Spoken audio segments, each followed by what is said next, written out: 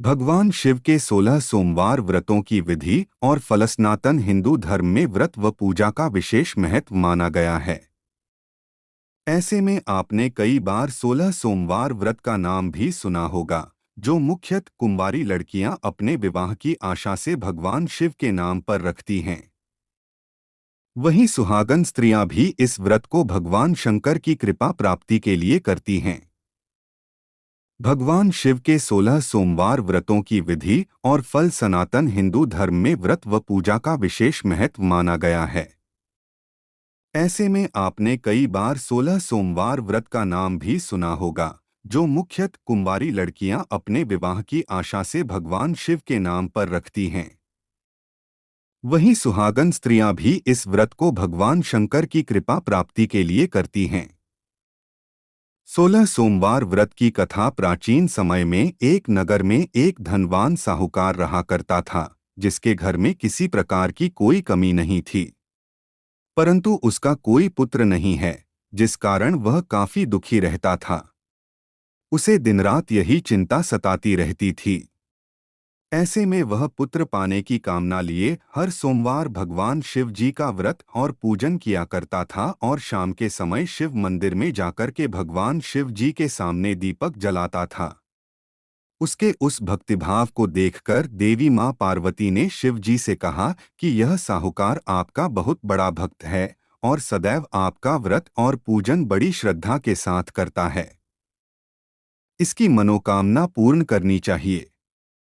शिवजी ने कहा, हे पार्वती, यह संसार कर्मक्षेत्र है और जैसे किसान खेत में जैसा बीज बोता है वैसा ही फल काटता है, उसी तरह इस संसार में व्यक्ति जैसा कर्म करता है वैसा ही फल भोगता है। पार्वती जी ने अत्यंत आग्रह से कहा, प्रभु, जब यह आपका इतना बड़ा भक्त है और इसको अगर किसी भी प्रकार का दुहक है तो उसे अवश्य दूर करना चाहिए, क्योंकि आप सदैव अपने भक्तों पर दयालु होते हैं और उनके दुहकों को हमेशा दूर करते हैं। यदि आप ऐसा नहीं करेंगे तो मनुष्य आपकी सेवा व व्रत क्यों करेंगे? पार्वती जी के ऐसे आग्रह पर शिवजी बोले, हे पार्वती, इसके कोई पुत्र नहीं है, इसी चिंता में यह अत्यंत दुखी रहता है। इसके भाग्य में पुत्र न होने पर भी मैं इसको पुत्र की प्राप्ति का वर दे सकता हूँ, लेकिन वह पुत्र केवल 12 वर्ष तक जीवित रहेगा। इसके पश्चात वह मृत्यु को प्राप्त हो जाएगा। इससे अधिक तो मैं भी कुछ और इसके लिए नहीं कर सकता। यह बातें साहूकार सुन रहा था। इससे उसको न तो प्रसन्नता हुई और न ही कुछ दुहक हुआ। वह पहले की तरह ही शिवजी महाराज का व्रत और पूजन करता रहा। कुछ समय व्यतीत हो जाने पर साहूकार की स्त्री गर्भवती हुई और 10वें महीने में उसे अति सुंदर पुत्र की प्राप्ति हुई।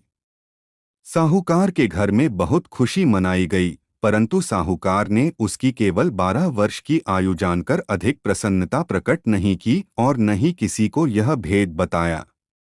जब वह बालक 11 वर्ष का हो गया तो उस बालक की माता ने उसके पिता से विवाह आदि के लिए आग्रह किया, तो वह साहूकार कहने लगा कि अभी मैं इसका विवाह नहीं करा सकता, अपने पुत्र को काशी पढ़ने के लिए भेजूंगा। फिर साहूकार ने बालक के मामा को बुलाकर उसको बहुत सा धन दिया और कहा, तुम इस बालक को काशी जी पढ़ने के लिए ले जाओ और रास्ते में जिस स्थान पर भी जाओ यज्ञ और ब्राह्मणों को भोजन अवश्य कराते जाना। फिर वह दोनों मामा भांजे यज्ञ करते और ब्राह्मणों को भोजन कराते हुए काशी जी की तरफ रवाना हुए। रास्ते में उनको एक शहर से गुजरना पड़ा। उस शहर में राजा की कन्या का विवाह था और दूसरे राजा का लड़का जो विवाह करने बारात लेकर आया था, वह एक आंख से काना था। उसके पिता को इस बात की बड़ी चिंता हो रही थी कि कहीं वर को देख कन्या के माता पिता विवाह में किसी प्रकार की अड़चन पैदा न कर दें। इस कारण जब उसने अति सुंदर सेठ के लड़के को देखा तो मन में विचार बनाया कि क्यों न दरवाजे के समय इस लड़के से वर का काम चलाया जाए। ऐसा विचार कर वर के पिता ने उस लड़के और उसके मामा से बात की तो वे राजी हो गए। फिर उस लड़के को वर के कपड़े पहनाकर और घोड़ी पर चढ़ाकर दरवाजे पर ले गए और सब कार्य प्रसन्नता से पूर्ण हो गया। फिर वर के पिता ने सोचा कि यदि विवाह कार्य भी इसी लड़के के द्वारा करा लिया जाए तो क्या बुराई है। ऐसा विचार कर उसने लड़के और उसके मामा से कहा, यदि आप फेरों और कन्यादान के काम को भी करा दें तो आपकी बड़ी कृपा होगी और मैं इसके बदले में आपको बहुत सारा धन दूंगा।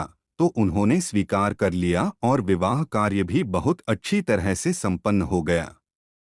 परंतु जिस समय लड़का जाने लगा तो उसने राजकुमारी की चुन्नी के पल्ले पर लिख दिया कि तेरा विवाह तो मेरे साथ हुआ है, परंतु जिस राजकुमार के साथ तुमको भेजेंगे वह एक आंख से काना है और मैं काशी जी में पढ़ने जा रहा हूँ।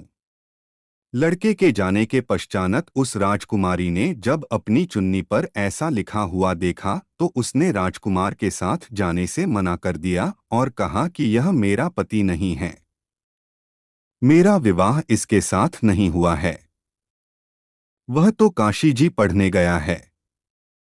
राजकुमारी के माता पिता ने अपनी कन्या को विदा नहीं किया और बारात वापस चली गई। उधर सेठ का लड़का और मामा काशी जी पहुंच गए थे। वहां जाकर लड़के ने पढ़ना शुरू कर दिया। जब लड़के की आयु 12 साल की हो गई उस दिन उन्होंने यज्ञ रचा रखा था कि लड़के ने अपने मामा से कहा, मामा जी आज मेरी तबीयत कुछ ठीक नहीं लग है। मामा ने कहा, अंदर जाकर सो जाओ और आराम करो। लड़का अंदर जाकर सो गया और थोड़ी देर के बाद में उसके प्राण निकल गए। जब उसके मामा ने आकर देखा तो वह मुर्दा पड़ा हुआ है तो उसको बड़ा दुख हुआ और उसने सोचा कि अगर मैं अभी रोना पीटना मचा दूंगा तो यज्ञ का कार्य अधूरा रह जाएगा, जो कि सही नहीं होगा। उसने जल्दी से यज्ञ का कार्य समाप्त किया और ब्राह्मणों के जाने के बाद रोना पीटना आरंभ कर दिया। संयोगवश उसी समय शिव पार्वती जी उधर से जा रहे थे। जब उन्होंने जोर जोर से रोने की आवाज सुनाई दी तो पार्वती जी शिव जी से कहने लगी, प्रभु कोई दुखिया रो रहा है, कृपया कर इसके कष्ट को दूर कीजिए। जब शिव पार्वती ने पास जाकर देखा तो वहां एक लड़का मुर्दा पड़ा हुआ था। पार्वती जी कहने लगीं, महाराज यह तो उसी सेठ का लड़का है जो आपके वरदान से पैदा हुआ था। हे प्रभु, इस बालक को और आयु दो, नहीं तो इसके माता पिता तड़प तड़प कर मर जाएंगे। पार्वती जी के बार बार आग्रह करने पर शिवजी ने उसको जीवन का वरदान दे दिया और भगवान शिवजी की कृपा से लड़का फिर जीवित हो गया। इसके बाद शिवजी और पार्वती कैलाश पर्वत की ओर चले गए। इसके पश्चात वह लड़का और उसका मामा उसी प्रकार यज्ञ करते और ब्राह्मणों को भोजन कराते अपने घर की ओर वापस चल पड़े। रास्ते में उसी शहर में आए जहां उसका विवाह हुआ था। वहां पर आकर उन्होंने यज्ञ आरंभ कर दिया तो उस लड़के के ससुर ने उसको पहचान लिया और अपने महल में ले जाकर उसकी बड़ी खातिरदारी की साथ ही बहुत से दास दासियों सहित आदरपूर्वक लड़की और जमाई को विदा भी किया। जब वह अपने शहर के निकट आए तो मामा ने कहा कि पहले मैं तुम्हारे घर जाकर खबर कर आता हूँ।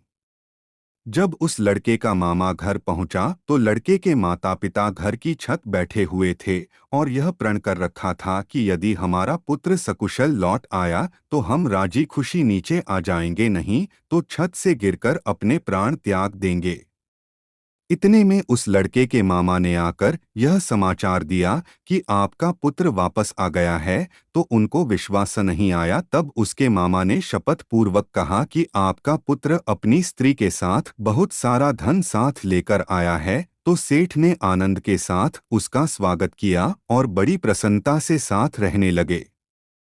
माना जाता है कि इसी प्रकार से जो कोई भी सोमवार के व्रत को धारण करता है अथवा इस कथा को पढ़ता या सुनता है उसकी समस्त मनोकामनाएं पूर्ण होती हैं।